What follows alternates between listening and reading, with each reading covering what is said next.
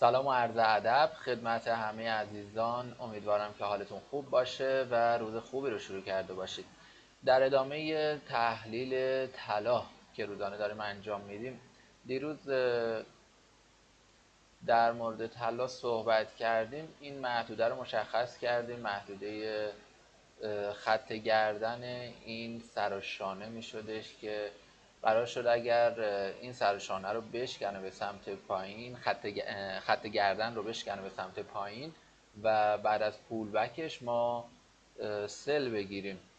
و یه تحلیل دیگه هم داشتیم در مورد این جفت ارز روی این الگویی که اینجا تشکیل داده. این هم یک الگوی QM بود که دیروز در موردش صحبت کرده. با برگشتی که دیروز داشتیم روی این جفت ارز و نتونست خط گردن رو بشکنه و فشار خریدارا رو که روی این کندل میبینیم، نشون دهنده این هستش که فروشنده ها قدرتی ندارن که بتونن این خط گردن رو به سمت پایین بشکنن و همینجور که میبینید دیشب صعود شروع شد و صعود خیلی خوبی داشتیم روی طلا. به احتمال خیلی زیاد طلا صعودش رو شروع بکنه و بره برای سقف‌هایی که دیروز مشخص کرده بودیم. یک خط روند مهم هم اینجا داشتیم که این خط روندمون بود که در گذشته ازش استفاده کرده بودیم و دیروز هم اینو دوباره تاچ کرد و به سمت بالا حرکت کرد و تاییدیه اعتبار این خط روند بود و نشون دهنده این که این خط روند ما رو میتونه تغییر بده و به سمت بالا حرکت بکنه نمودار قیمتی طلا. خب حالا ببینیم امروز چه اتفاقاتی میتونه بیفته و باید چجوری با این طلا پوزیشن گرفت، کی میتونیم اقدام به گرفتن پوزیشن بکنیم. خب در حال حاضر موقعیتی که قرار داره طلا، موقعیت قیمتی که قرار داره موقعیت حساسی هستش. باید این محدوده رو به سمت بالا بشکنه، بعد از اون وارد پوزیشن شد. اگر که دوستان تمایل به گرفتن پوزیشن با طلا دارن باید اجازه بدن این محدوده ها رو بشکنه. بالای قیمت 1850 باید خودش رو تثبیت بکنه و بعد از اون اگر که فشار فروشنده ها کمتر از فشار خریدارها بودش ما میتونیم وارد پوزیشن بشیم و حد ضررمون رو میتونیم بذاریم زیر این محدوده رنگی. ممکنه ما یک صعود داشته باشیم به این صورت به سمت بالا و یک پول بک داشته باشیم به سمت این محدوده رنگی شده و این پول بک میتونه اجازه داره تا این محدوده نزول پیدا بکنه. اگر پوزیشن گرفتید حتما حد ضررتون رو زیر این قیمت بذارید، 1842 45.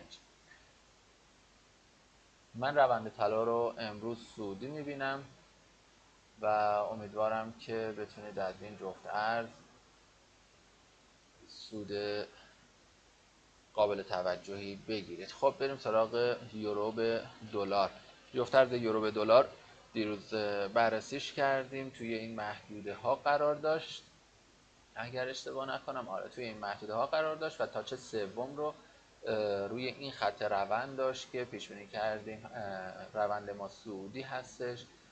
تیپی اول ما میتونه این محدوده باشه. بعد از اینکه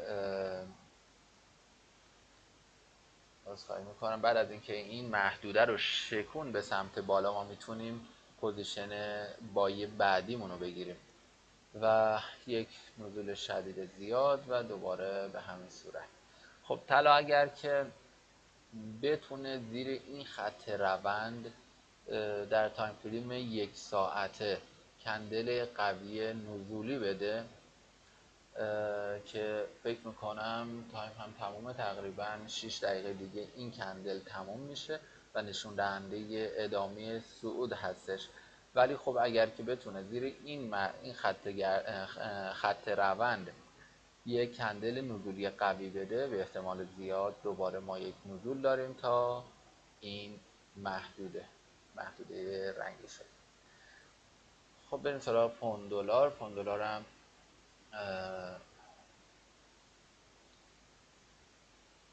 دیروز فکر میکنم این خط روند رو گذاشتیم، به این خط روند رسید، تاچ سوم رو زد، یک کندل قوی نزولی دادیم بالا برای ما، یه شوتینگ استار و پشتش تاییدیه قوی. من روند پوند دلار رو نزولی میبینم، یه خط روند اینجا گذاشتم، اینو بردارم، یک نقطه قوی داره اینجا ما توی تایم فریم 4 ساعته، تایم فریم 1 ساعته یک گپ داریم که به احتمال خیلی زیاد امروز این گپ رو پر بکنه، یا حداقل میتونیم بگیم که میتونه تا 80% این گپ رو بیاد پر بکنه تا این محدوده که یک ساپورت قوی داره.